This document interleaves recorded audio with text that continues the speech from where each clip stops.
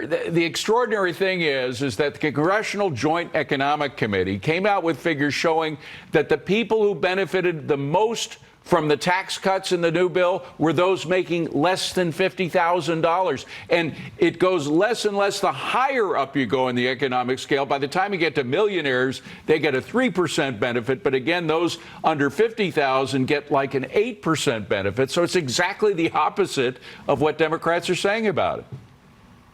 And we should not be surprised, David, that the Democrats are doing this. They learned nothing on November 5th, and they have tried to oppose everything President Trump has done. But they lost at the ballot box. They've lost in Congress. They are losing at the courts.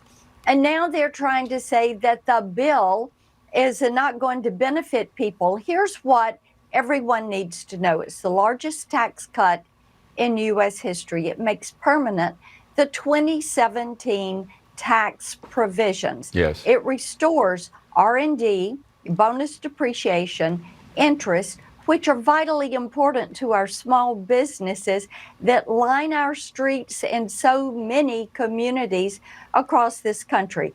In addition to that, no tax on tips, overtime, and my provision for no tax on Social Security. Yeah. Because seniors are giving that bonus deduction of $6,000 per year per individual.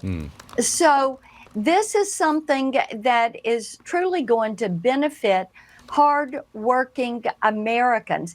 In Tennessee, people are looking forward to saving $2,600 a year on their taxes. They're looking forward to having increased take-home pay and wages that are rising and jobs that are going to grow. Yeah. And by the way, I don't know any millionaire. I don't know about you. I don't know any millionaires that benefit from no tax on tips. I don't know many millionaires that benefit from no tax on overtime. I mean, they may figure out some way to do it, but these are definitely targeted to blue-collar Americans. I want to give you one more. Right. President Trump is saying that he's getting along well with Chinese President Xi. Let me play that for you. Roll it. I do want to say that I think we have had a really good relationship with China lately, and we're getting along with them very well. They've been very fair on our trade deal, honestly, and I hope we're going to have a great relationship. It's a big, strong, powerful country. We're more powerful than they are. We have much better military equipment than they do, but we are getting along with them very well. I'm getting along with President Xi very well. Well, he's very diplomatic, but you know, you talk to Larry Kudlow and others who were involved in previous Chinese deals. They violate just about everything they sign. How can we box them in to adhering to things that they sign in a new deal? What we're going to see with President Trump is the way he uses other countries in a bilateral manner to structure trade deals and then to execute those trade deals. Under President Trump, the Chinese know if they violate these quotas in these trade deals, that President Trump will come at them with these heavy tariffs. And they had structured a deal with President Trump in his first term. Biden did not enforce the sanctions against them.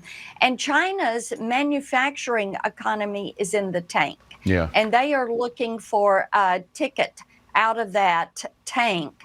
And they know that President Trump could provide that, but he is going to keep them very closely tied to the agreement they made. Well, they better adhere to what they signed because, again, as you say, President Xi's in trouble. There are riots in the streets.